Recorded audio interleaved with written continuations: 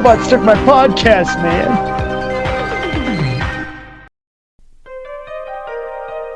We have to have positive identification. We got to get some strong evidence. But there's no way in the world, once the story breaks, that you're going to keep it off the 6 o'clock news. Harry Mitchell, successful businessman, loving husband, a man who has now become the perfect target. Sit down, sport. Look, Mitch, we've seen some of this before. Stuff your girlfriend shot while your wife thought you were at a convention in Miami. Mitch, you're in very serious trouble. You pay us $105,000 a year for the rest of your life. No! They're ruthless. Cops find a body with no clothes on, the gun, your prints all over it. Desperate. He got an airtight case against me. It's my gun. I'm scared, Mitch. The only thing they didn't count on was Mitch having a plan of his own. I want to deal only with you. How much did the man say he was going to give you? I'm going to pay them $52,000. I knew it. They're flying me out. He's a murderer. I'll meet you at 7, Slick. On the button. I'll be there.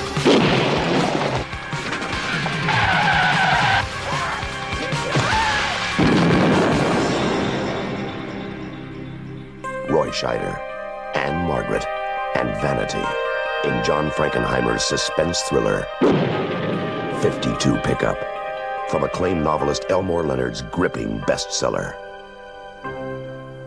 Welcome to our podcast, The Robots Took My Podcast. I am Jordan. And I'm Anthony. Anthony, we have a guest, an old friend of the podcast, Misty Contreras. Friend of the podcast. Hey, welcome back, Misty.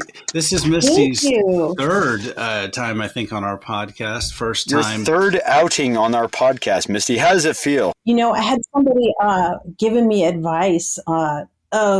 You need to watch the movie the night before. And I was like, dude, I've done this before. I know what I'm doing. Professional podcast guest, Misty.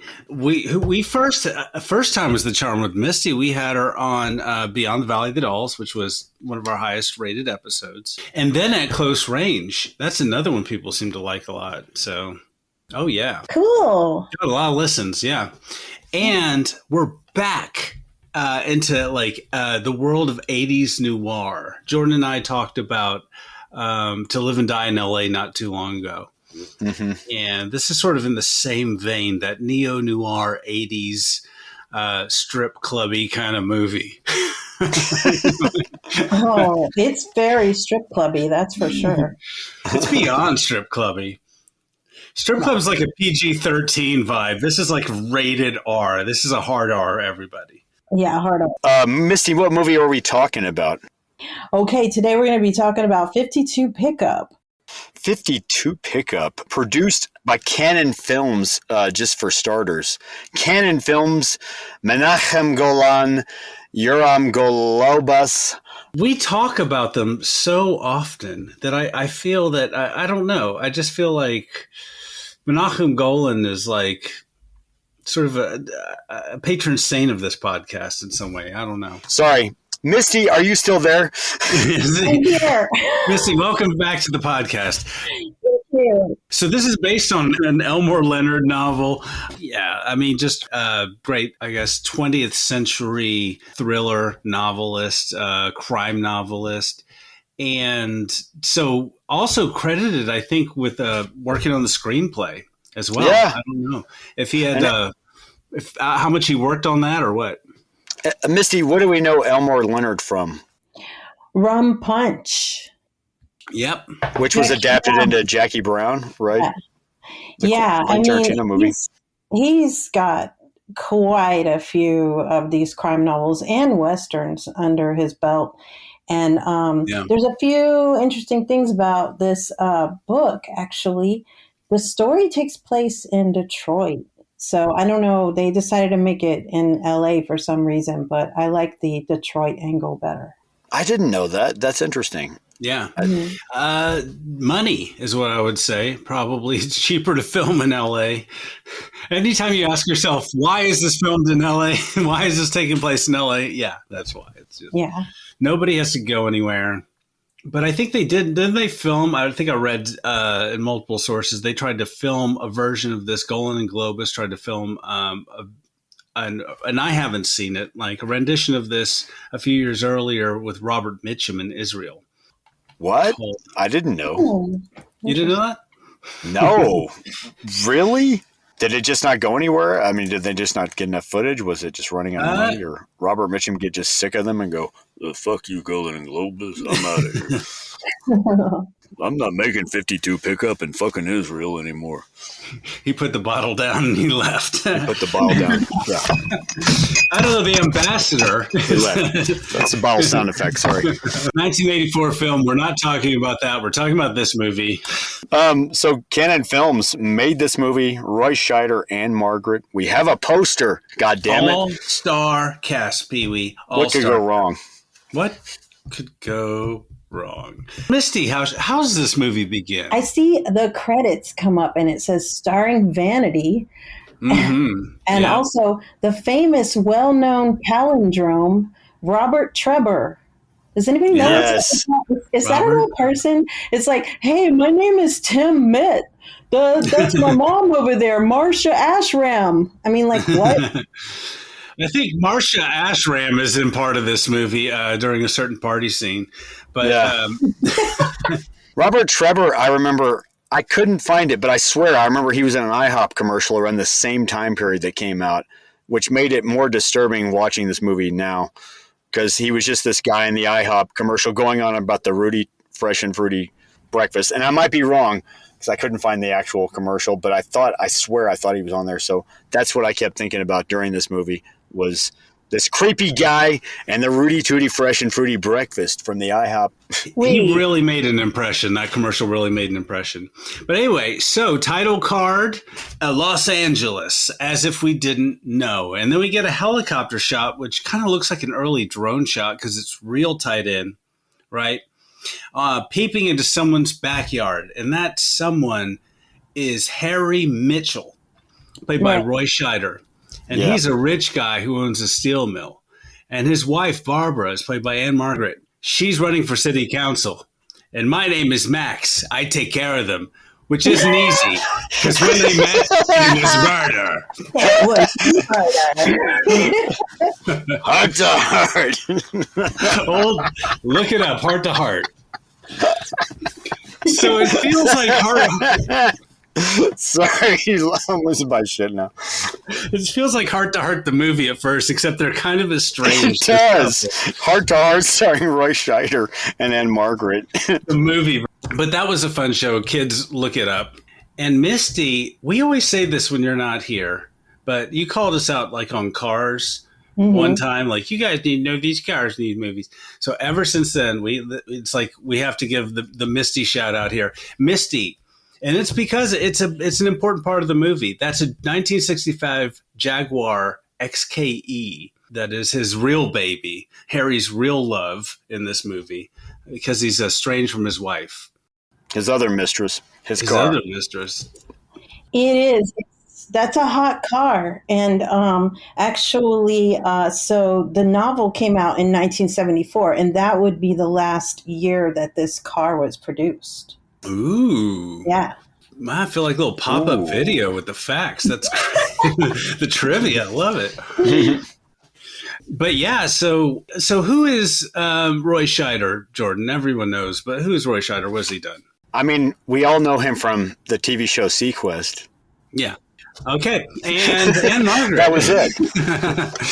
I mean, he's from the friggin' movie Jaws, the Steven Spielberg movie Jaws, the friggin' French Connection, directed by William Friedkin, who we talked about in another podcast, To Live and Die in LA once again. Yeah. And who directed French Connection 2? Back to France. Oh, who directed French Connection 2? Was it? Yeah. It wasn't Friedkin. It was. No, it wasn't Friedkin. No, was it? It was Frankenheimer. Duh. It was Frankenheimer. Ding, ding, ding, ding, ding. The other F word. The other F word. It was Weisenheimer. Yes. And he was Anne Margaret for everybody. And Anne Margaret, I mean, you know, no small potatoes. My God, she made a movie with Elvis, Viva Las Vegas. I mean, Bye Bye Birdie, Hello with Paul Lynde. I mean, just list goes on. I mean, she was on the Flintstones. Yes. Do you remember that? The Flintstones, yes. The movie? No, maybe. I don't know. Don't you remember? The cartoon? It was, she sang a song to put the baby to sleep, Pebbles. Oh, like on the cartoon. That's cartoon. what I'm speaking of. But of course, it was the Flintstones, so she was Anne Margaret. Oh. Anne Margaret. What? Wow. I didn't know that little known fact. I didn't know that at all. That is cool. That is way cool, Misty. But yeah, Academy Award nominated actress, Carnal Knowledge. Carnal Tommy. Knowledge. I forgot about that. How could I forget Carnal Knowledge? Tommy, of course. How could we forget?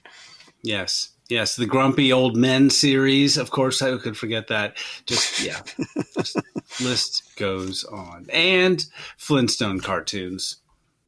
Man, Carnal Knowledge was so quotable, Yeah. Oh, yeah. I mean, me and Paul used to quote that movie all the time.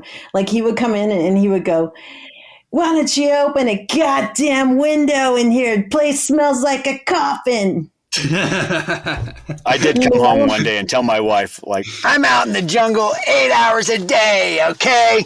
What else? And she's all like, "I don't want a job, I want you." And he goes, "I'm taken by me." Yeah. Back to 52 Pickup, already in progress. So, yes, this movie. is Produced by Canon Films. silent and estranged and distant. They're a couple that's been married 25 years. Not like any couple that's been married 25 years. Harry enters a hotel room. He's like a steel guy. He's got this, I don't know, process for combining titanium and steel. So on paper, it looks like, or on the face of things, it looks like he's got a lot of money to live in this big house in Hollywood. Mm-hmm. And so then he enters a hotel room, and men in masks with guns capture him, sit him down, and Misty, what happens? Well, he's basically got a gun to his head by three guys in disguises who make him sit down and watch a video of him with his mistress, Cindy, in Palm Springs. We see Cindy walking out of a studio with a live nude models marquee, and Renko Steel, which is old Silverball's company that he owns. The guy is narrating this movie. He's basically laying out, he's showing, these are all your assets. We know who you are. We know what you've been up to. So, and these are your assets on the side. Yeah. Yeah. Here's a picture of your assets. Yeah. And then when it shows Renko Steel, he even goes into all the stats on the company, its earnings, the employees. And it's revealed that Silverballs holds a patent that pays him $120,000. Then it cuts to his wife, Anne Margaret, jogging. Then him again at a shitty motel with Cindy. So the point is, they've been following him and filming him. And can you imagine what a creepy feeling? He's just how scary. That is scary. I mean, in my case, it'd be very boring. Like, I just work from home and go to the grocery store. But still, it would be very frightening. It would be terrifying. But, they have their reasons. They're blackmailing Silverballs for $105,000. And by the way, we can call him Silverballs because here's why. Okay, here's the thing. Roy Scheider was 46 when this was made. Kelly Preston was 22, which I'm sorry, that puts the ick factor right about at an 11. Yeah. And, he was 46, Roy Scheider, when he made this. I didn't know that. He looked older. That's legal, but should be illegal. Yeah. And she's like a nude dancer. So clearly, I mean, you've got the ick factor there. This isn't some nice girl he met at Starbucks or whatever the 80s equivalent of Starbucks was. This is my secret admirer, Kelly Preston, 1985, that he is like messing with her. Yeah, that's right. Kelly Preston plays Cindy. And who is Kelly Preston, Jordan? Well, she would later go on to be Mrs. John Travolta. That's her biggest role. No, I shouldn't say. She has to act the most. She was in Secret Admirer. She was in Mischief. She was in this John Travolta movie called. Oh my God! I saw the movie on cable so many times, and the name escapes me. Battlefield Earth. I think it was called The Professionals. The Professionals, plural, and it was John Travolta, Ari Gross, and yeah, it was a weird plot about anyway, but yeah, long story short, they met on this movie, and then later on, I mean, yeah, she became kind of known as more Mrs. John Travolta. I hate to say it. Yeah. She died a few years ago. Very quite sad. a talented actress, though, Kelly Preston. But that $105,000 that they're asking him for would be the equivalent of $300,500 today. So that's really? kind of a lot of money, I guess, if you want to, like... That's all it was by inflation? Yeah. I mean, let's talk about that. So you're going to follow somebody, and $300,000 is a lot of money. It's a down payment on a house in most places, a hefty down payment today. Would you really go through all this for $300,000? Like risking prison and all this stuff. And knowing you have to split it 3 ways, that's really $100,000. It's a lot of money, I know. But that's blackmail by legal standards, right? So yeah, that's already like a big problem. And then extortionary is the other word. Yeah, extortion. Extortion. These guys, once they realized who Cindy was involved with, and they started looking into his assets and stuff, they probably thought, oh, this guy just fell right into our lap.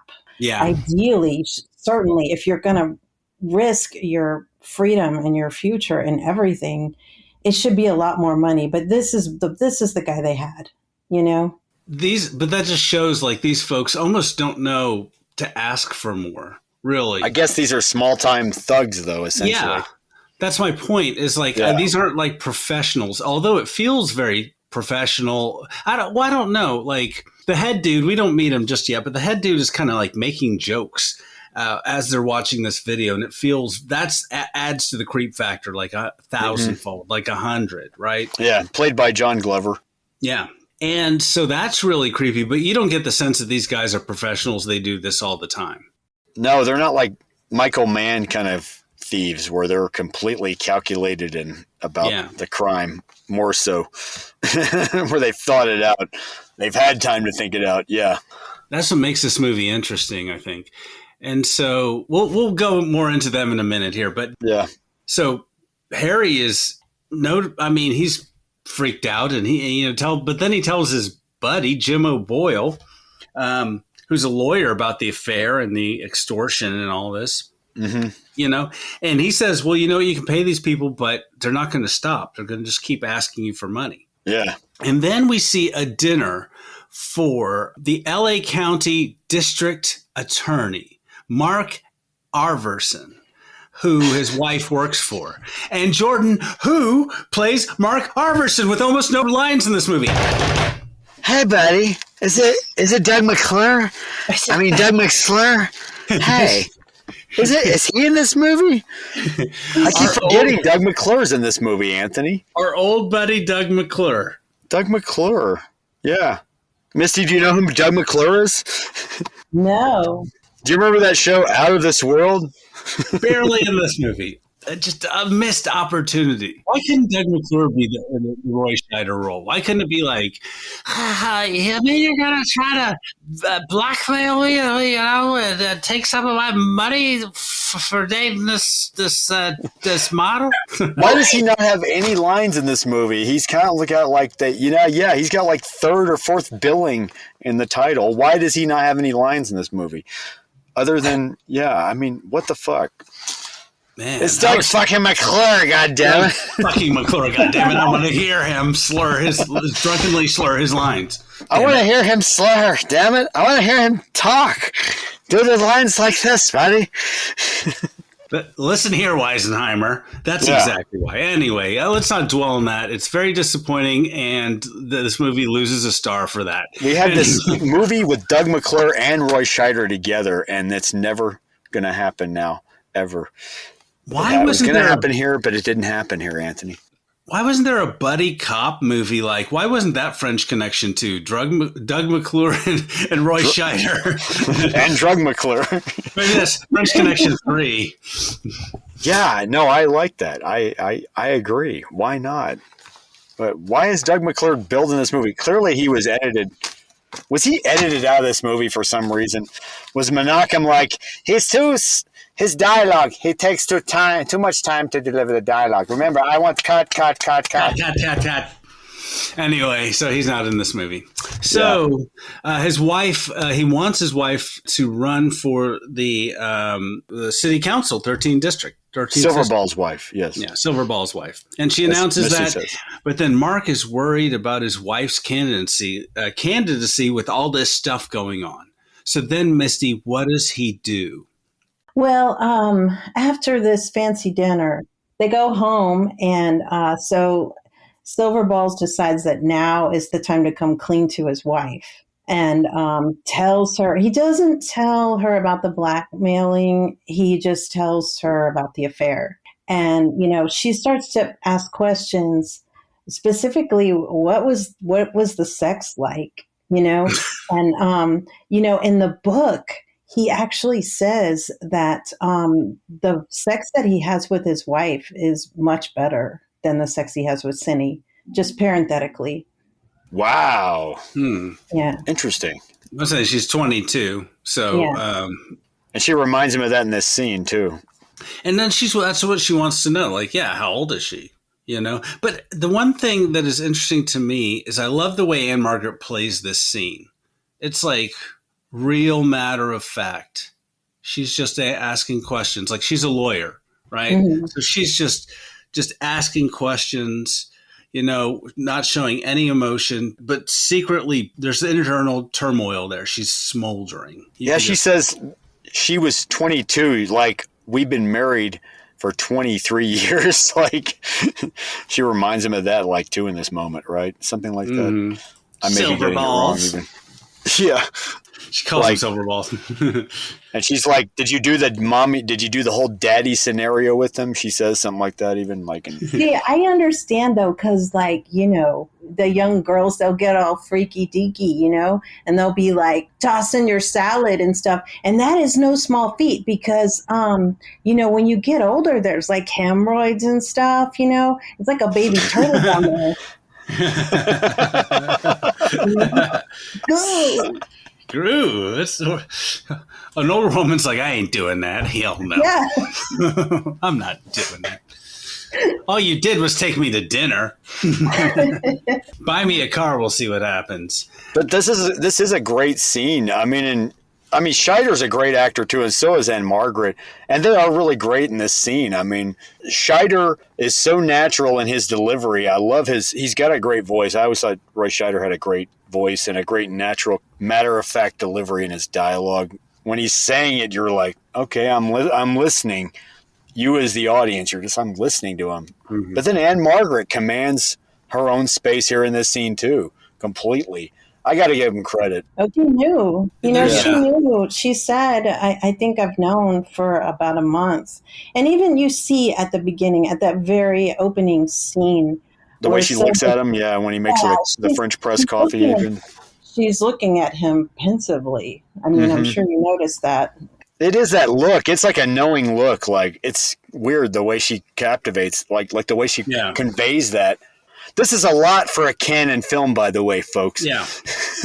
This is too much for a movie of Cannon's caliber normally. Cannon didn't deserve this kind of... Yeah, this is a real movie compared to what Cannon was used to. This is not Death Wish 3, Death Wish 2. Did you just quote Boogie Nights? Yeah, of course. We always use that line. It's a real movie, Jack.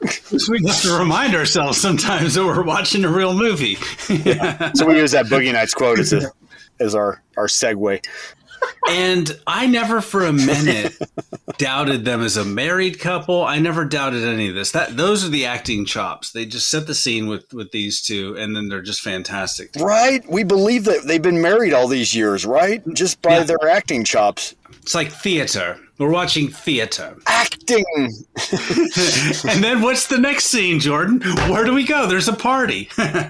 Oh, we're at this weird party with John Glover and a video camera and a lot of TNA, tits and ass. But we lay eyes for the first time on Cocaine Bear. And why do I call him Cocaine Bear? I have no clue. I've never even seen that movie. I don't know what it's about. What does he do? Like smoke a bunch of cigarettes and talk about opening his own restaurant? I don't know. Who's Cocaine Bear? Clarence Williams III.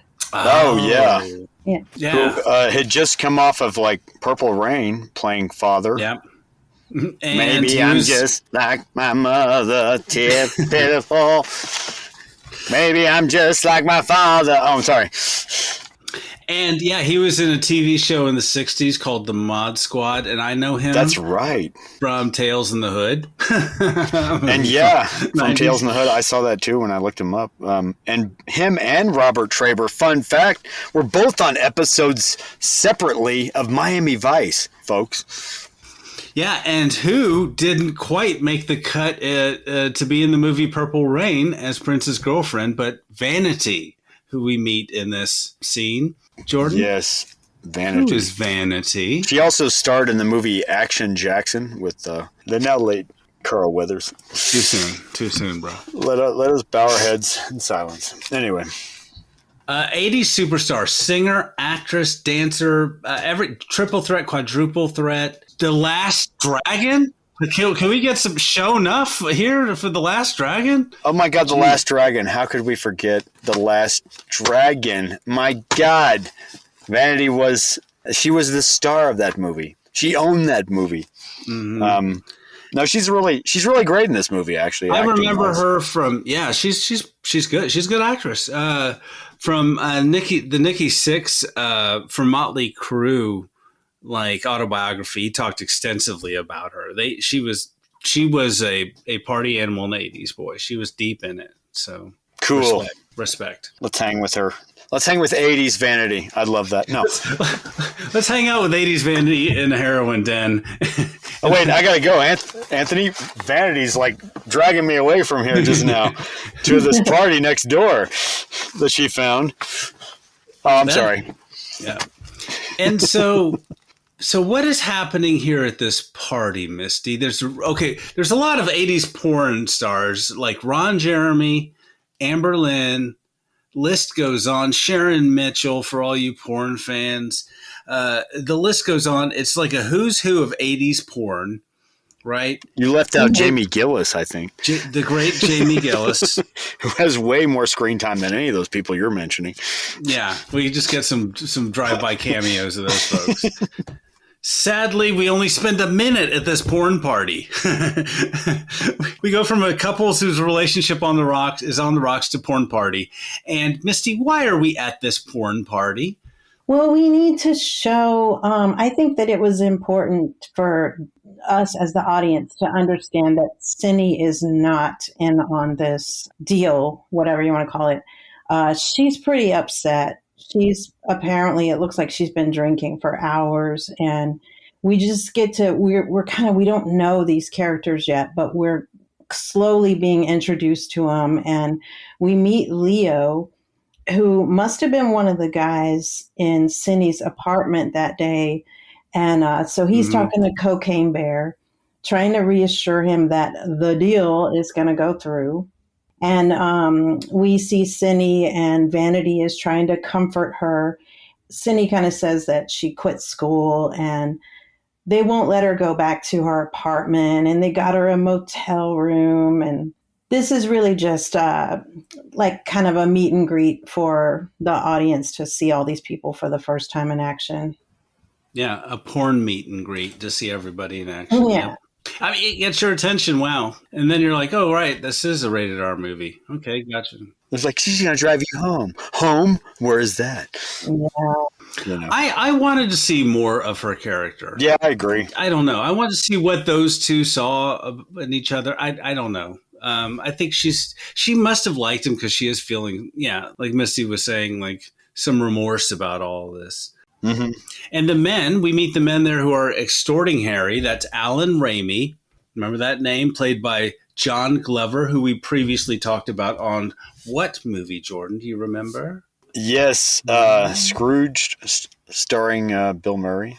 Yeah, the Christmassy, one of our Christmas episodes. Yeah. Then Leo Franks, who's played by Robert Trebor. Robert Traber, I think. I don't even know if I'm saying it right. I had to look him up because, once again, he was the guy that I remember from an IHOP commercial at the same time. Commercial. So it made it even really weird. Hercules, The Legendary Journeys is where I remember him from. And like we mentioned, Clarence Williams. But, okay, so let's break this gang down here.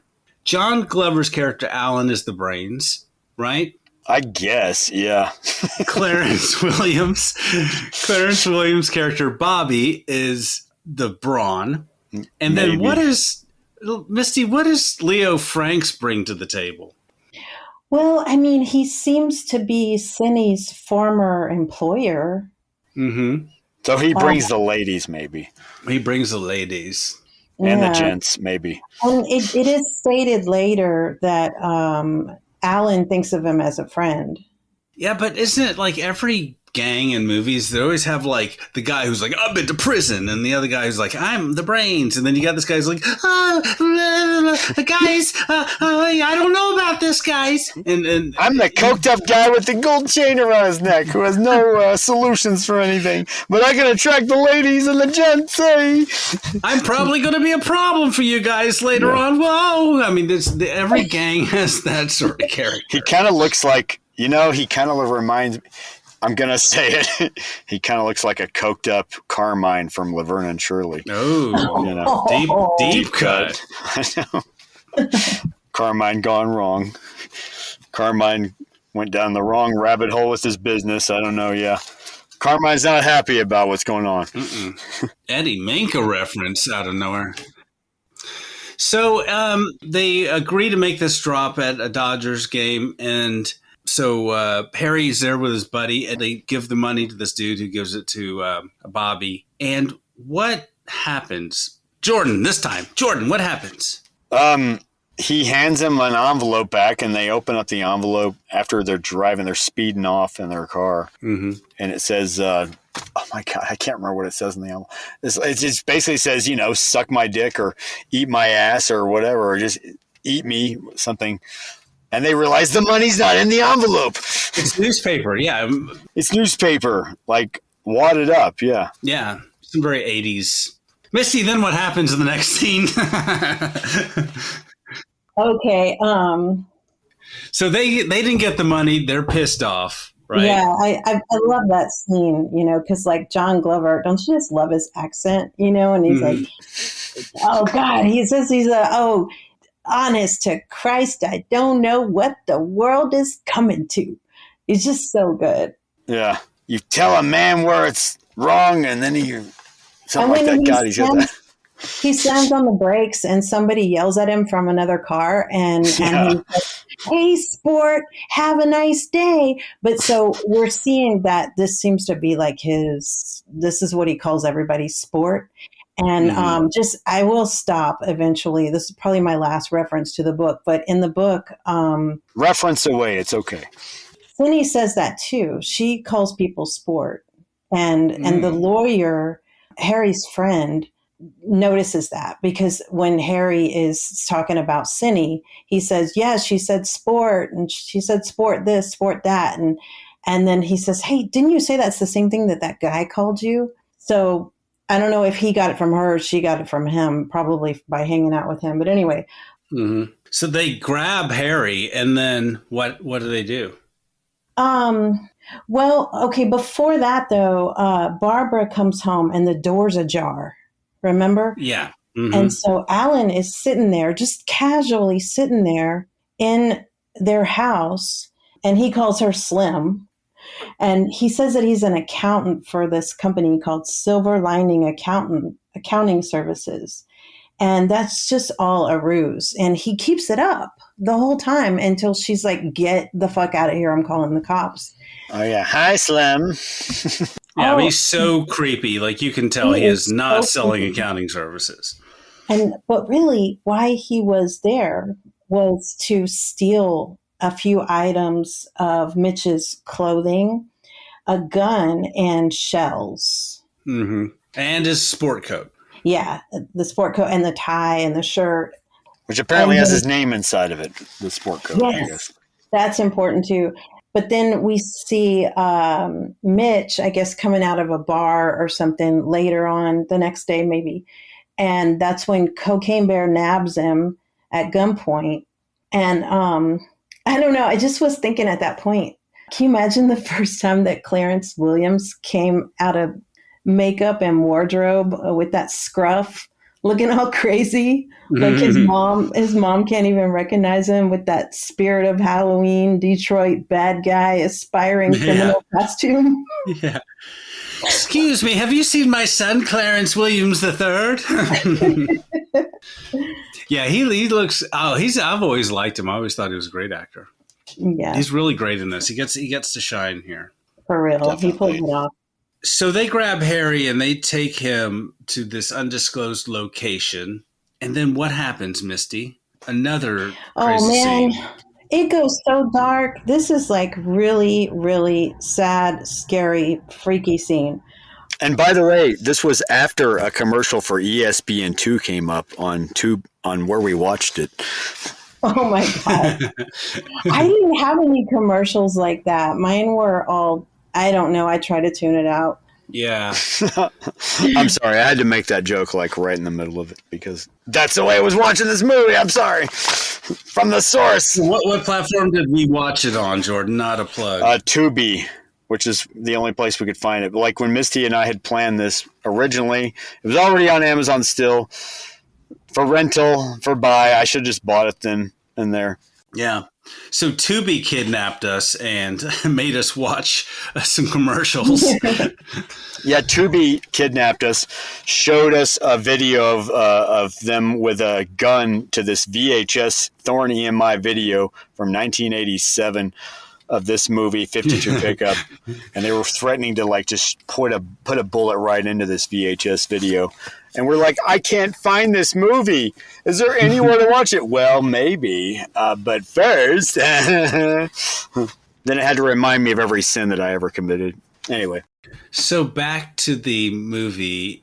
Like, this is a Tubi style kidnapping. What is happening here? What do they do? They sit Harry down, and what do they do to him, Misty? What do they show him?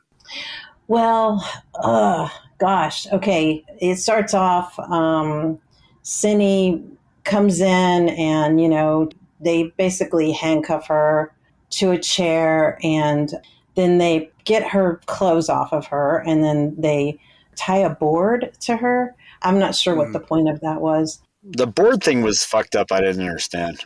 I don't know why they did it, but they somehow had his gun rigged up. He, at this point, doesn't even realize that they have been in his house or that any of these items are missing. He doesn't even know that. But he sees his gun. They tell him, this is your gun. And the room is dark and there's a flashlight right on his face. So he can't really see them. He can hear their voices and he can probably tell that there's three of them. Then somehow they have a string rigged to the trigger and the gun is kind of propped up on this stand. And then they're able to pull the trigger without even touching the gun. And the whole time it's being explained to him that your fingerprints are on this gun. It is your gun. And I don't know, I guess they put like 4 bullets into her. It is so good. Yeah. And you don't know. You think it's like, I like this part, but you don't know. It's like, is this really happening? Is she in on it? At this point, you're like, I don't know what's going on. It looks like it's like an outtake from Paul Schrader's like Hardcore, the movie from 1971, 1979 with George C. Scott and Season Hubley and all that. But it looks like it's almost an outtake from that movie in an odd way. But, yeah, not to cut you off, Misty. Sorry. I'm sorry, Jordan. Go on. No. I'm sorry. And yeah, go ahead, Misty. I'm sorry. No, you were saying? That was it, actually. Oh, cool. Misty, sorry. Oh, well, I was very shocked by it too. It was hard for me to believe, but they have to show him that they mean business, because not only did he not deliver the money, he, put those newspaper strips in there and it said bag your ass on it. So he's like, I'm not fucking with these people, and they have to let him know, you're in it. You can't get out. Yeah, like he taunted them. Yeah. And then don't you like how you can see Mitch's reflection on the TV screen? Yeah. Because he has that flashlight on his face. That's intense. Agreed. Yeah. Well shot. And they've got his sport coat. They shoot the gun. And I think and I could be wrong, the purpose of the board, I think, is to show that these are real bullets. Oh, right? Okay. Yeah. Because they could have been faked. And there's a weird thing that Alan does. He's very cinematic, or not cinematic, but I mean, he's always filming. Like half the movie, he's got a camera in his hand. He's like filming girls doing stuff. He's involved in that whole porno scene. He works for an adult movie theater, and so he's always talking about the shots, and you could sort of tell there's some composition going on here. He's thinking cinematically, or from the camera person's perspective, about John Glover's character. Yeah, John Glover's character, about orchestrating all these shots, and he walks you through. He's like, this is where the credits should begin, when like poor Kelly Preston is walking into that room before she's being killed on camera. Yeah, but yeah, you're right. It adds to this. It adds this visceral quality to it as a movie, I guess. Yeah. The way he talks about it. It's almost a fourth wall break in a weird way. Like we're watching a movie and then watch someone who's filming. I don't know. It's kind of interesting. I just thought that's present in the movie a lot. But anyway, so Cindy is dead. And they say, okay, you don't want to pay us that $103,000. How about you give us $30,000 to start and you pay us $105,000 a year? Now, I have to ask, okay, I don't mean to interject here or interrupt here. Interject away, but don't interrupt. But I had a hard time believing that this was not faked, because you say Alan is very much like a very much a filmmaker here. Yeah. More than just a guy that shoots boobies on video. Yes. In his mind, he's probably more than just that. He's Cecil B. DeMille in his mind. Mm-hmm. But yeah, I actually, having not watched this movie in a long time, I kept thinking, wait a minute, is this fake? Is this another ruse just to get more money out of the guy? But did they really kill her? Isn't it just easier to fake it, maybe? I had a hard time believing at first, like, did he really kill her? Or is she really off to the side alive? You know? And I like that. That's the movie's strength. That's when the movie really grabs you. I think at this moment. Right. And then Harry looks down at the chair, or he looks on the floor. And what does he see on the floor, Misty?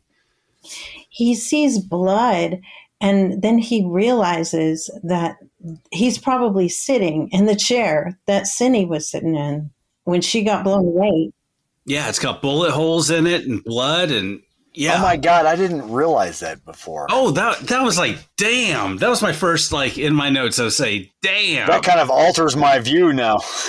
Oh my God, that's my first damn of the movie. I was like, holy shit. I have to change my rating now at the end of this whole thing now.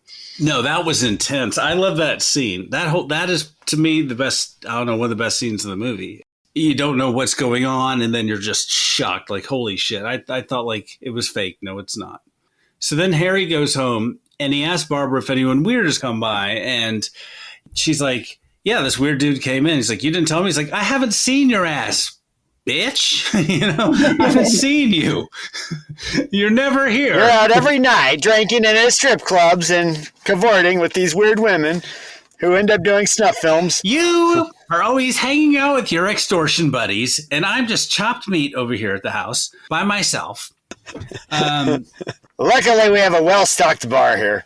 Yeah. So then he tells her, he fesses up, says, hey, that girl I was seeing, these dudes killed her. And they took my gun and my jacket, and they're framing me. And there's some at the end of the scene, they don't know what to do. There's some sort of obvious framing. They're both sitting on the bed facing opposite ways, their backs to one another. Now, see, I kind of wish this scene had been right after. I kind of wish this scene had been the scene where he confessed to her beforehand. I don't know. It would have made more for an energetic kind of movie. I don't know. I think I can see that. I can see that. You know what I mean? And just, I love Scheider's energy when he's talking about it in this scene. It's very, it's perfect for the movie's tone at this point. You know, to let it all out, like airing of the grievances, and she finds out at that moment, wait, you had an affair and you're being extorted and she's dead now? But yeah, I don't know. I could see it both ways. I get it, though. They were like not piling on you at once because he tells her about the affair in the first place, like even though it's all happening at once. But anyway. So the next thing that happens is I would call this is the beginning of the second act, is the way I see it. Ooh. This is where Mitch, it seems like he's really deciding to take matters into his own hands. He goes to the modeling place and he tries to drop off 10 grand with Leo. And Leo is like, whoa, I don't know what you're talking about.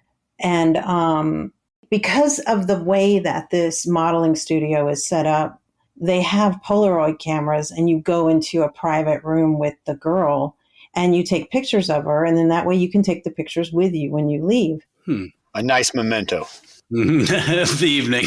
So he has a Polaroid camera and he takes a picture of Leo. Before computers.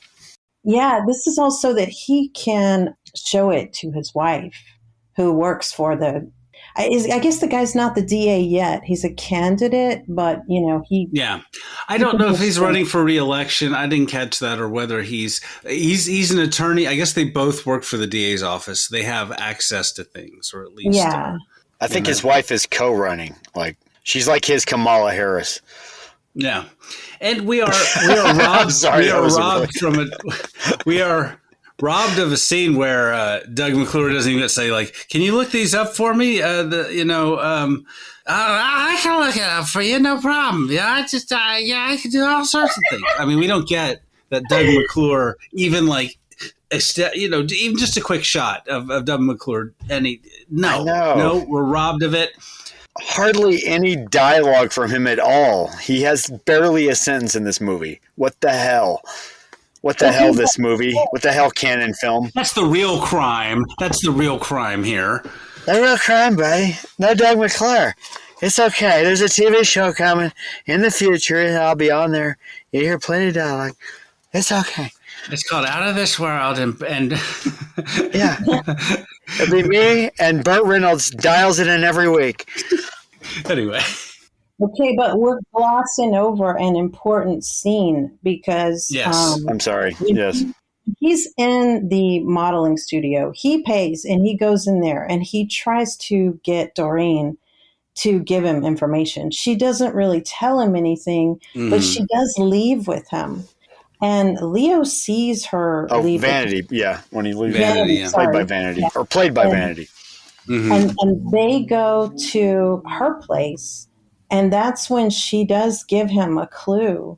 Yeah. And just like a vague clue. And what is it? After he lies bills next to her head, like $100 bills. It's not worth $900, this clue. I'm sorry, I'd be like, I just gave you a lot of money. Yeah, but this is $1986, Anthony. That's a lot of money in 1986. That's a lot of money. But in this scene, when you think about this scene, there's no way that she knows that Cindy is dead, right? I was wondering that because she must not. And I think what we find out later is that they kept it close to the vest. I guess Cindy just disappeared. She was a runaway anyway, and I think this sort of happens. But they were supposed to be best friends, right? I don't know. I thought she did probably know, but she was still hiding it to protect herself from Clarence Williams' third's character. I forget his name. God damn it. Bobby, yeah. I figured, she was really – she clearly lives in fear of that guy and doing him wrong. So I felt like she did know some shit, but she was only leaking enough to keep her ass alive, what she thought would not kill her.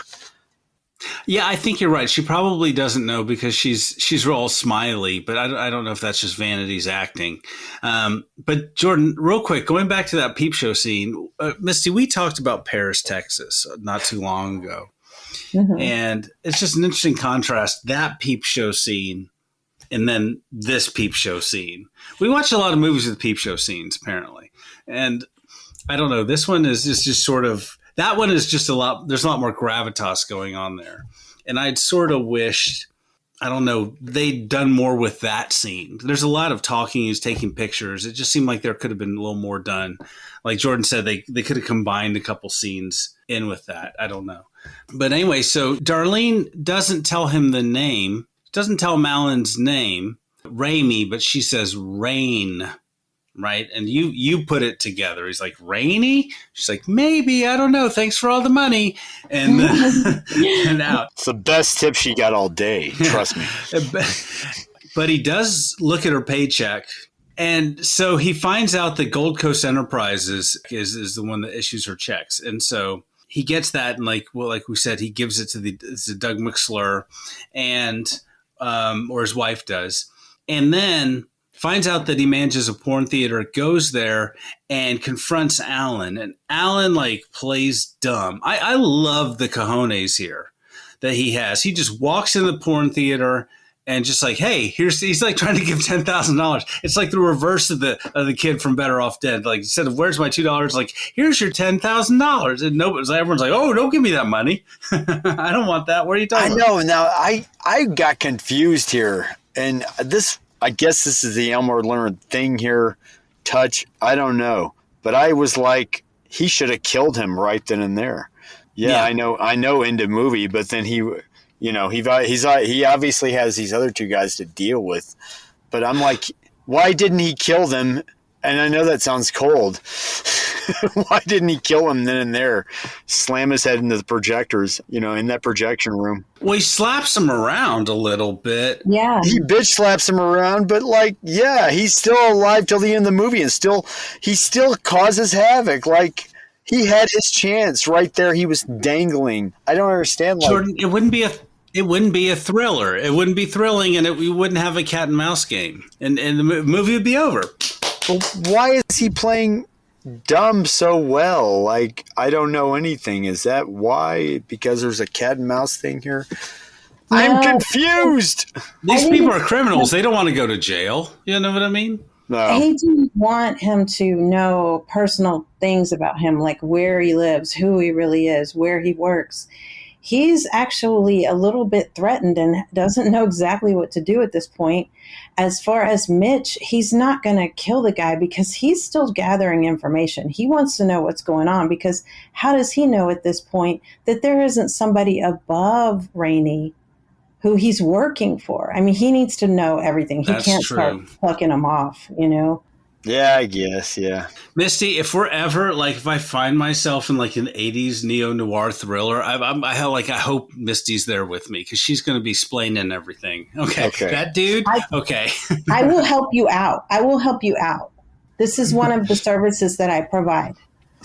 If anything remotely like Elmore Leonard novels are like normal person gets involved in all this other underworld stuff. If something like this happens to me, I'm just going to call Misty Misty, okay, there's these dudes. I'm not calling a lawyer. I'm not calling the police. I'm going to call Misty. So all right, let's redo Bring Me the Head of Alfredo Garcia and have Misty on. Exactly. Okay, but also don't forget, one thing happened earlier when Mitch was talking to Barbara about the situation, and he showed her the picture and he gave her the name of the company, the Gold Coast Enterprises. She said to him, what if you wanted to pay them? How much can you get your hands on right now? Yeah. And he says $52,000. And so that's where we get the title. The 52 pickup. 52 Thank God we have a poster now. We have a title. Yeah. Yeah. So Harry wants to give him the money, or at least give him. I think we're beginning to see that Harry's starting to play them as much as they're playing him or trying to play him. For sure. Yeah, he's like, I'm going to fuck with you. You're going to fuck with me. I'm going to fuck with you. Fuck with you, man. And he's like say, come on over. I'll give you the money. Just come on over to my place of business, the steel place. You already know where it is after work. And so Alan, if I were Alan, I'd be suspicious AF. I wouldn't go, but whatever. Alan goes. And so he's like, okay, dude, here's my books. Look through them. And I guess he sort of gleaned from the fact that this guy knew so much, like you said, Misty, in the video, that this guy has some sort of business acumen. Like he's a man of letters. He's an educated man. And he's like, look through my books, and he's like, I went to Northwestern University, business major, whatever. And so he looks through his books, and what does he find out? Alan's looking through his ledger. What does he determine about Harry, Misty?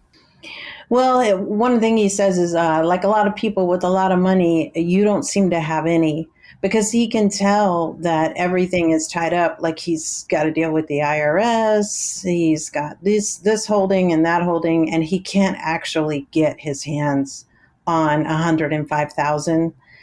And the guy can tell that, because Rainey, he did go to business school, and two important things happen is that he does, at that point, he admires Mitch's car. And the other thing that I thought was that might come in handy later on. Foreshadowing. But also, he straight up asked Mitch, how did you find me? And Mitch fingers Leo. Yeah. He says it was Leo. It was Leo the whole time. Oh, Leo. Yeah. Gold chains, coked up Leo from earlier. Yeah. Which is not true. Because Leo was not about. He threw him under the bus, clearly. Well, he's trying to cause discord between the three of them. That's the best divide and conquer, Oh, yeah. He's got a plan here. Yeah. So basically, now Alan's like, oh, Leo told you this business? He is the head villain here, clearly. Alan, played by John Glover. Yes. And John Glover just plays a really good villain, I think. He does. He's great in this movie. He's quirky and weird. So like I said, this is a trio of weird dudes. Well, right? later on Smallville, he was Lex Luthor's daddy. Yes, he was. Lex Luthor Sr. Lest we forget. Yes, he was. He was great in that. So, hey, not just for any reason. Oh, he's a good actor, but just good as the villain, and here really quirky, really weird, which you just don't know what's on his mind. You don't know what he's thinking. Even when you think you do, you're like, well, I don't know. Is he acting? Is he not acting? Is he playing Harry into his scheme, or who's playing who? You consider he was in the fourth Batman movie even, and he played a villain kind of in that, because he plays the guy that sets off Uma Thurman's character, Poison Ivy, in that movie even, and Poison Ivy gives him the kiss of death in that movie. Like, you consider that, he's holding his own even in that movie. He just holds his own in a movie, in a scenery. I'm sorry, I'm talking like Stallone now. He holds his own in a scenery, this guy. Anyway. Yeah, he's good. He's in a lot of stuff. And so anyway, he's like, well, okay, all I have is that $52,000. And then what does Alan say? Or what does he do, Misty? He goes back to the back room of the modeling studio with the crazy bed and the crazy lights and shit. We see Rainey and Leo and Cocaine Bear talking about the situation. What are they going to do? And they decide that Cocaine Bear should kill Mitch. So that's the new plan. Yeah. He knows too much. Yeah. I guess that's their plan. I guess he knows too much. He's a risk at this point. But Misty, why not take the $52,000? Why not have him deliver the $52,000 and then kill him? The 52 pickup? Yes. Well, because Rainey did not exactly tell the guys the whole truth. Mm-hmm. He makes it sound like really Mitch can only get 10 grand. Mm-hmm. Because he owes the IRS. And so Leo and Cocaine Bear totally believe that. Yeah. And he says, we'll just get rid of Mitch and then we'll lay low for 2 weeks. But he says, hey, listen, he says that it was you, Leo, who told him my name and where to find me and gave him information. And Leo's like, that is not true. And Leo says, maybe it was Doreen. And Cocaine Bear says, no, it wasn't Doreen. She wouldn't tell. She wouldn't lie to me. But really, he's pretty much got a bee in his bonnet. He wants to make sure. So that's when we see Cocaine Bear show up to Doreen's apartment to interrogate her. Yeah. And he smothers her with a teddy bear, which is just a horrific scene. He's scary. This scene. Oh my God. This just he shows you in this scene why you shouldn't fuck with him. It's creepy. Oh, he's been to prison. He's got a gun. He's not afraid to kill people. Smothers her with a bear. Jesus Christ. I mean, Vanity dying with a bear smothered in her face. Oh my God. In this scene. Yeah. And then she tells him that she didn't tell Harry anything. Well, he finds out that he went to her apartment. And I'm puzzled here because I would have thought that he would just not have trusted her at all. The fact that Harry went to her apartment just automatically to me would mean that he told her something. Yeah. And Vanity has to still look sexy in this scene also at the same time. God damn it. Yeah. She's a beautiful, beautiful lady. Yeah. That's all I'll say. Yeah. What a shame. She should have done a lot more, Yeah. So then Harry goes home with Barbara and... End of movie. Yeah. Movie over. And Vanity saves the day. No. What? No, not at all. But there's another little bit of foreshadowing here again, because why is he's working on his car? What is he doing? We don't know. Working on the plugs. So then we get a great jump scare. Harry's at home. He's like, tells Barbara, shh, wait, someone's in the house. What happens, Misty? Well, it turns out that it's Cocaine Bear. And he broke into their house in the middle of the night because, he's going to follow through. He's a man of his word. Balls on him. Yeah, he's going to take Mitch out.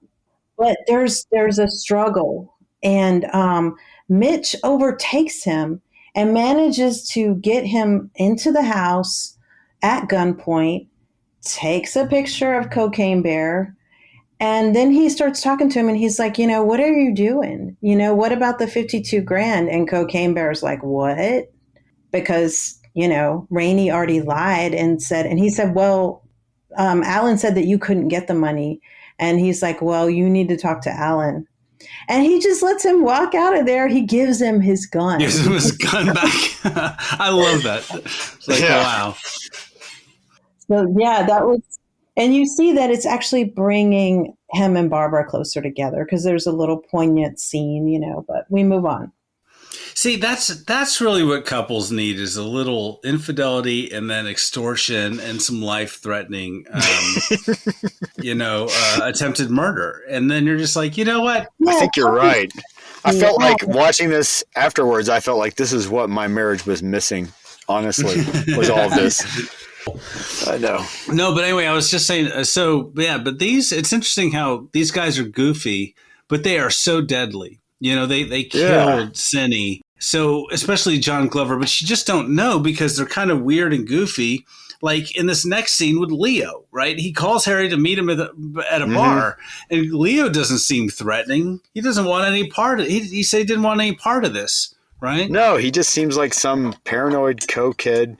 Of course he's going to say that. He doesn't know. Maybe to Mitch, that was just like for the sex. Or maybe he really has real feelings for her. And so what's he going to say? Yeah, it was my idea to off the bitch. Of course he's going to be all like, I didn't want him to do that. I told him not to do that. I'm not involved. Yeah, first I questioned him because I thought he's probably one of the guys with the mask on, like that had him at gunpoint. But maybe I was wrong, I guess. I don't know. I guess he wasn't in on it. But he's the weakest link. There were three guys, right? And like Misty said, he gave her... He's the one that offered the opportunity. That's what he brought to this. He doesn't bring anything else after making the connection. And that's the problem, right? And when the money doesn't come through, it's just like Leo becomes a problem here. Because everyone has a role here, right? So Leo made the connection with the girl and this dude, and Alan Ramey's the brains. and Bobby is the brawn, like I said. And then the now Leo's got nothing to do. So he's, I think, fearing for his life, rightly so. And he feels that Alan clearly knows that there's money. There's $52,000 here. And then Alan also thinks that he told Harry where he was. And so now he wants to make a deal because he knows what kind of people he's dealing with. He wants to make a deal with Harry to go to the cops. He's like, look, I'll back you up. Just let's go to the cops and we'll just sell these two dudes out. And, he's like, I didn't want the girl to die. And then they dumped her body in the river. And I had nothing to do with all this, of course. So he's trying to get out. And he's smart. I think he's the smartest dude in the movie at this point. But they dumped the body in the river with the tapes. But Jordan, what river? This is L.A. Like, what river are they dumping bodies in? You know what I mean? The LA River is dry, usually, right? As we've seen in Grease and Terminator 2. I think it's a holdover from the novel, I think, in Detroit or something. That makes sense if they're... because they have Lake Erie, they have all this Lake Alligator. They have all these areas like lakes and rivers in Detroit area or Michigan area to dump in, right? Yeah. So I just thought that was funny, them trying to dump a body in the LA River. Anyway. Misty, what do you think? So I'll just wrap this up. But Leo says that they're going to kill him. They're going to kill you. And then Harry's just like, we'll see. Yeah. So when we see Bobby go to confront Alan because of what Mitch told him at his house, he says, he confronts Alan and he says, you're either brave or stoned. And Rainey says, okay, look, I could not tell you the truth about the money because Leo was there. So this is just me and you now. So let's get rid of Leo. Mm-hmm. And so, of course, Bobby is recruited to be the one to kill Leo. And they leave it at that. And the next thing that happens is Barbara is kidnapped by Rainey at their house, and Rainey is just on his own. It's just him. It was like, damn. So yeah, he kidnaps Barbara, and that's when the movie changes. I think that's okay. So it's funny because Harry was trying to sow this discord, and now it's like discord is sown. Okay. These guys are all in it for themselves, basically, at this point. Bobby visits Leo and he tells him that Alan wants to see him at the live nude modeling place. And so then Bobby leaves. And then what happens, Misty? Well, he didn't really leave because then bullets start flying through the plate glass window and kill Leo and his boyfriend. Oh, that's right. That's right after he and his boyfriend, he looked at his boyfriend and said, we're going to get out of here tonight. And he's paranoid as fuck. Getting the fuck out. I mean, getting out, that was amazing. That's my second damn of the movie because it's great. His boyfriend is sitting there. It's like, hey, blah, blah, blah. And then all of a sudden, you just see bullets shooting through him in the 80s even. This is a great cinematic kill here. Oh, this was a treat. Killing on screen, but this is a great cinematic kill. But it's a double damn, though, because the thing is that right at that moment when all of this is happening, Leo's phone is ringing. Why is his phone ringing? Because Mitch is at that moment talking to his lawyer, telling him about Leo and the conversation he had with Leo about the body and the tape and everything. But also he's pissed about you see him looking about how much money that place made that day, and it's only $90, and he's just clearly that's the only $90 he has to his name right there that he's counting out. Mm-hmm. But so Mitch says Leo is offering to testify against them. Yeah. There's no body, there's no evidence. And his lawyer's like, what is his number? And Mitch gives him the phone number. His lawyer is calling Leo right at that moment to maybe save a few lives and put an end to this right now. Mitch is willing to stop it right then. And then, boom, they're all dead. Yeah. It's a shocking twist. Well, I mean, you figured Leo would die at some point. Mm-hmm. Killed by Cocaine Bear. Killed by Cocaine Bear. Right through the glass window. beautifully. That is, and you're right, Jordan. That is an excellent cinematic kill. I was like, that was a treat. I was like, it looked cool. I gotta say. I mean, yeah. So and then we go to a scene which I don't like at all. So Alan Ramey's in the hotel with Barbara, has her tied to a bed. And then what does he do? He calls Alan, and then what happens, Misty? Oh, well, we do see him score heroin, and he injects her with heroin. And, presumably, I guess he probably sexually assaulted her. That's what I was wondering. Oh, yeah, this is kind of squeamish because she's like shaking, like she's like resisting as he's like got a needle ready with heroin. He's like, it's just to make you less squeamish, honey. Something like that. He says, ugh. This whole scene is like kind of like, eh. Oh, the ick factor. Yeah. The ick factor's off the scale. Yeah. And then Alan calls Harry, says, hey, come meet me with the money at this spot. And he's like, okay, I've got your wife. We're going to make an even switch here. Bring the 52. The 52 pickup. Oh, we have a poster. Yeah, and he says, well, you like my car. Why don't I throw in the car, too? Why not? And then he says, get out of my dream. Get into my car. What do you think about the movie's soundtrack, speaking of songs? It is Gary Chang who's credited with the soundtrack. Did any of this, any of the music, we'll hear some of that a little bit later, but did any of the music stick out? I was kind of thinking right at the beginning that it was funny that we see Mitch get into his fancy Jaguar and start playing the jazz, Yeah. And, like immediately. And then Barbara gets into her much more modest Mustang convertible. And, she was not listening to jazz. She was probably listening to Ace of Base or like Carole King or something like that, right? Yeah. It's kind of the music at the beginning really sounded like I saw the sign. Karaoke with Jordan. I saw the sign. And so, but he did The Breakfast Club, Firewalker, Under Siege, and strangely enough, The Island of Dr. Moreau. A Frankenheimer film, the Frankenheimer version. Yeah.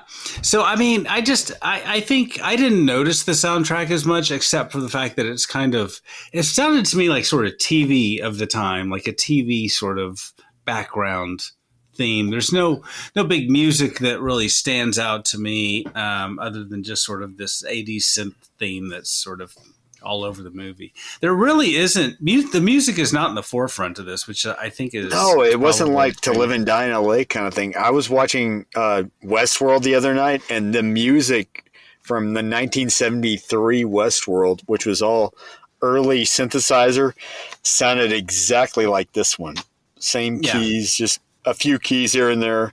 Yeah. Okay. Alan calls Bobby, and then Bobby comes to meet him. What happens here, Misty? Bobby brings Vanity. And he said, Rainey said, get Vanity to drop you off because we don't need two cars here. Mm-hmm. He's really making him think you're going to get dropped off here and we're going to go do this job or whatever. I don't even know why. Mm-hmm. And, I was kind of thinking, something, Vanity's car was no slouch either. No. 1969 Mustang. Yeah. Good call, Misty. And girl knew what to drive. Oh my God. So another shocking twist. Cocaine Bear gets out of the car and he starts walking up the stairs with Rainey, and then Rainey just blows him away, which Doreen sees that. And she's trying to get away in this complicated ass parking garage, and she's in a panic. And he shoots her right through the car window. Damn. Can you believe, it seems to me like things are just moving pretty fast. And Rainey, he's a real piece of work. He used Bobby to get rid of Leo. He couldn't even do that himself. But also, it's a Canon Films, Misty. It has to move fast. I should have seen that. As Menachem might tell you. Move. We have to move fast. This plot. Okay, cut. In the editing. Yes, cut. Sorry, I'm sorry, Misty. The last act of the movie is really just breakneck speed, just it really picks up. Taking them all out one at a time. Yeah. Yeah. This movie moves at a brisk pace, I will say. Mm-hmm. I'm guessing because of Menachem Golan once again. Well, I mean, it does take its time setting up the pieces, but now the pieces have fallen, right? Because everyone's turned. Harry set his plan in motion.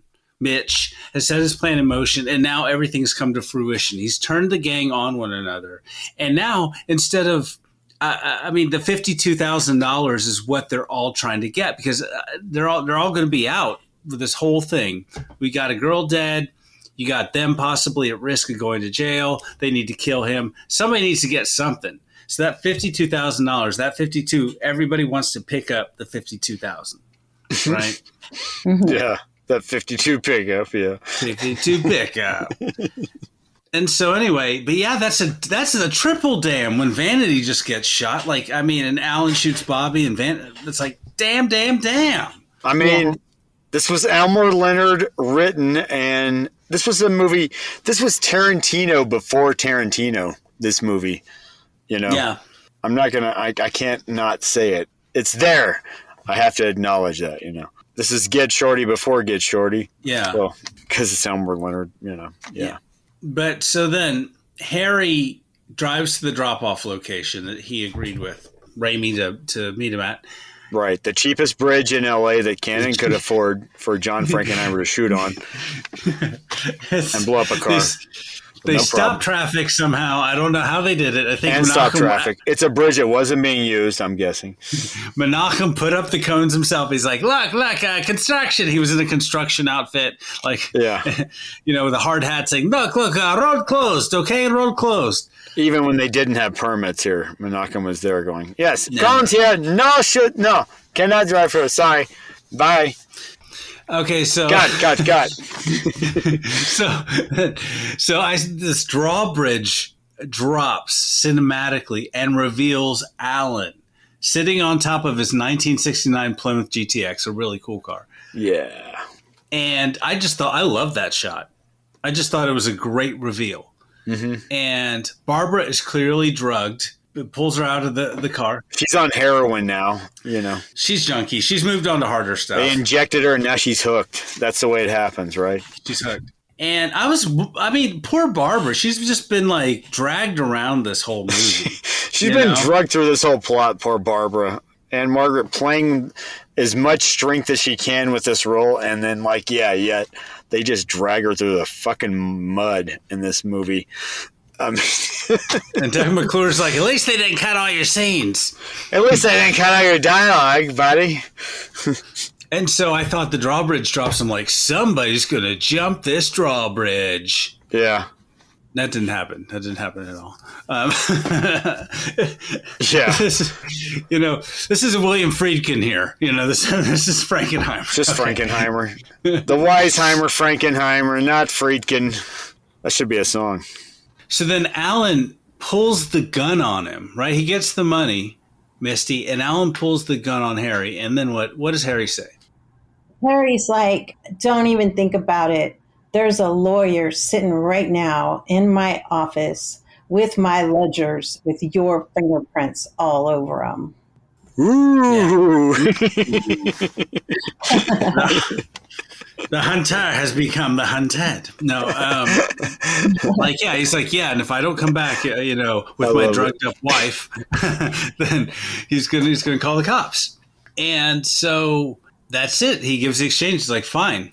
Asshole throws the keys to his car. Rainey throws the keys to his car in the river. Mm-hmm. And Mitch gives him his keys. And then so Rainey goes to the Jaguar and gets in it. And what happens next, Misty?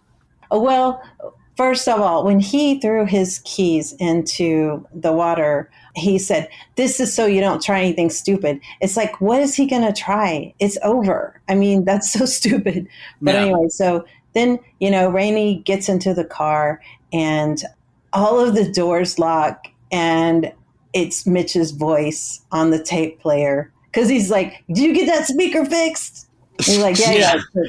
And then it starts playing and it says, pre-recorded. He's like, hello, Alan. This is the first and last 10 seconds of your life. And all the doors lock. And he's trying all the handles and they all break off.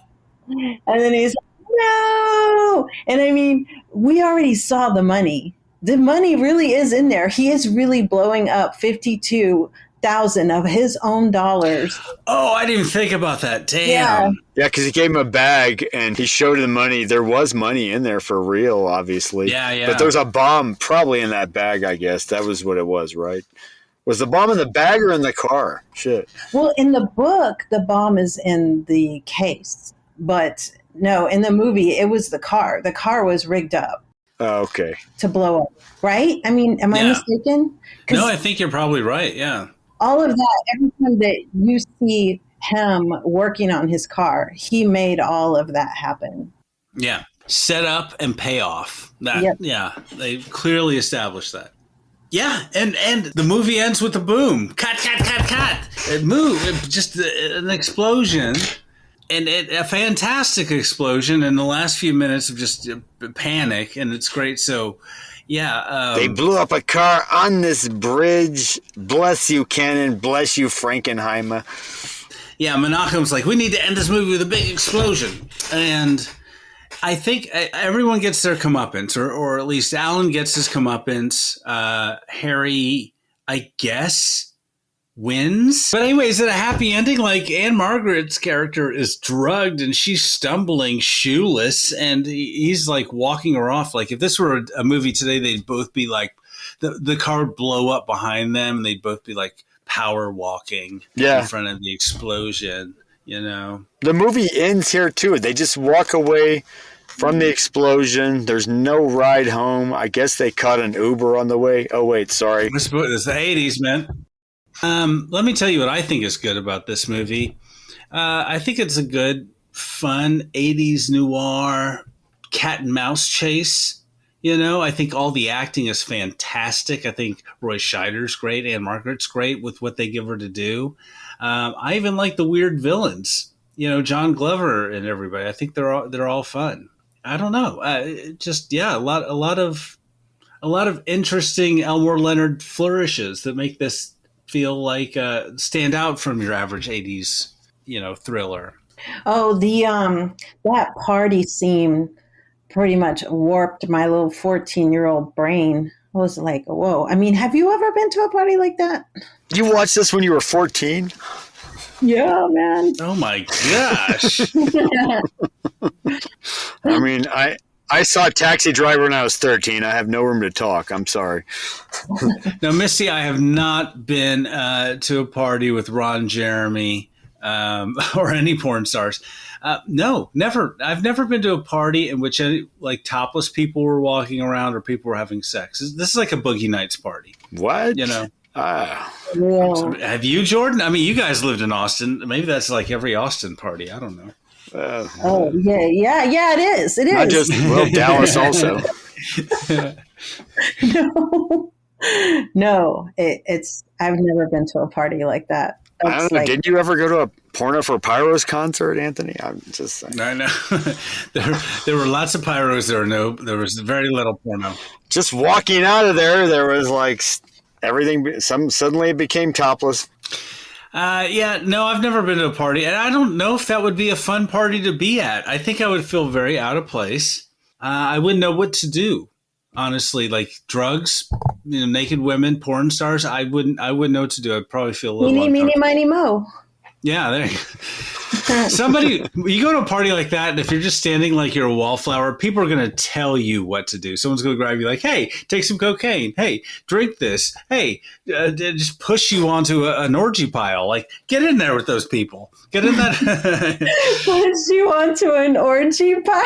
Oh, my God. Don't you think? I don't know.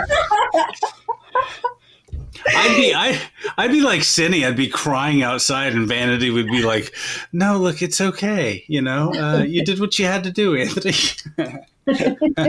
Antonia.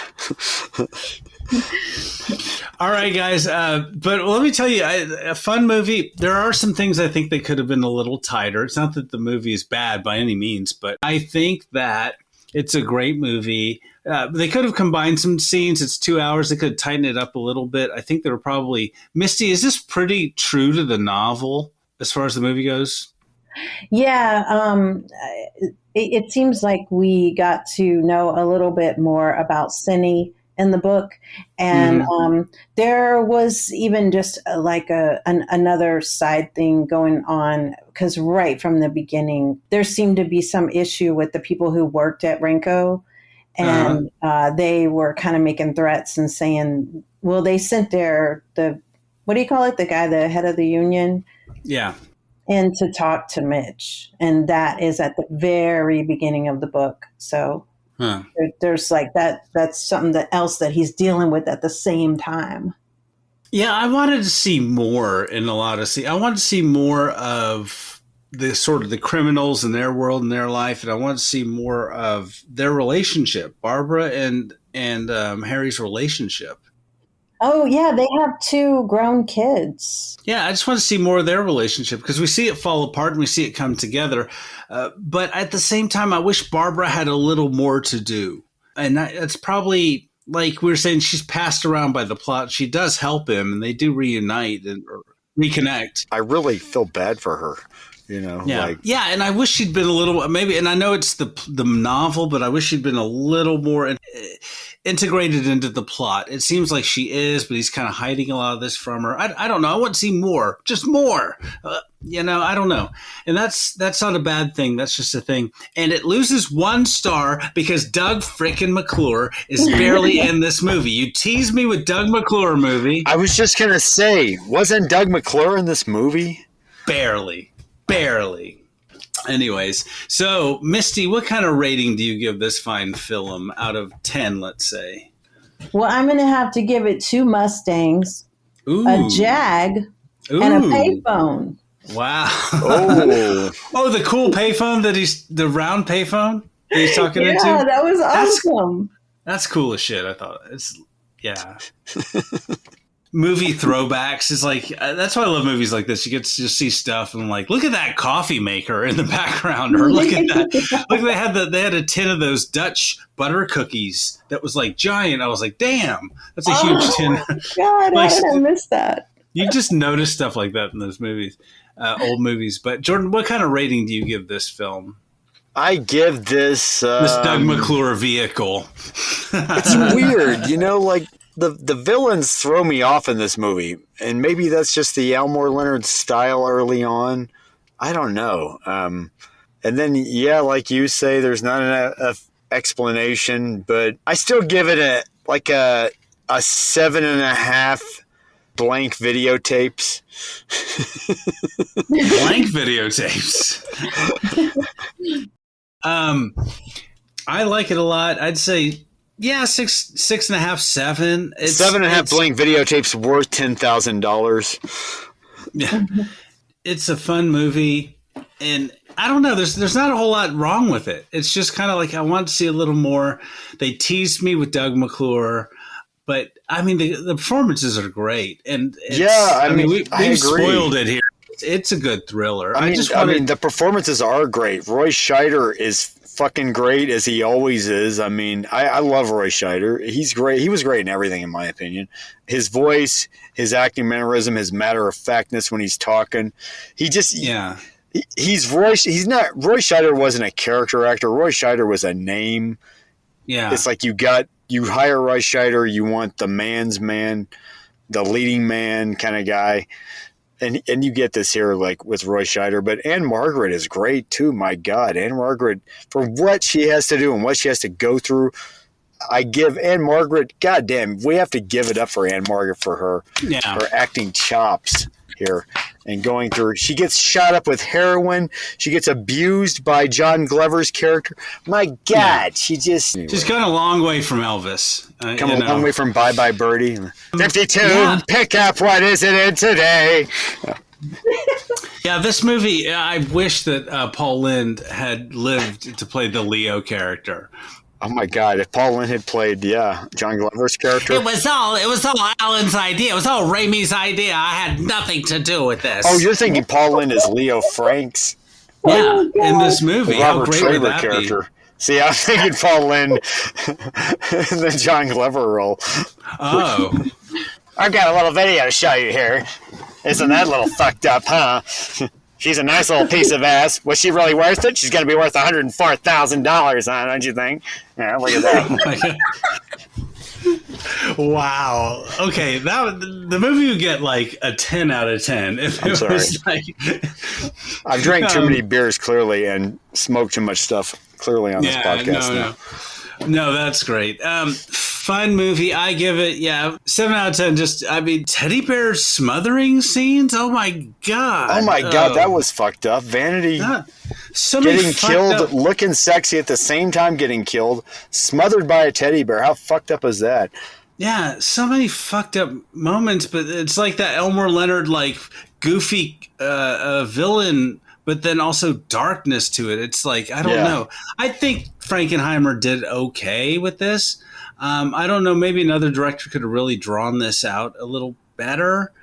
If this movie had come out like a few years later in the 90s after Pulp Fiction, it would have probably would have been better, done more, I guess, maybe. I don't know.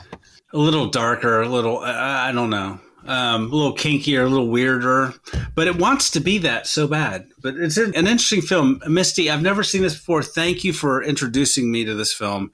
It was a wonderful experience and just a great film. Everyone, go check it out. Yeah.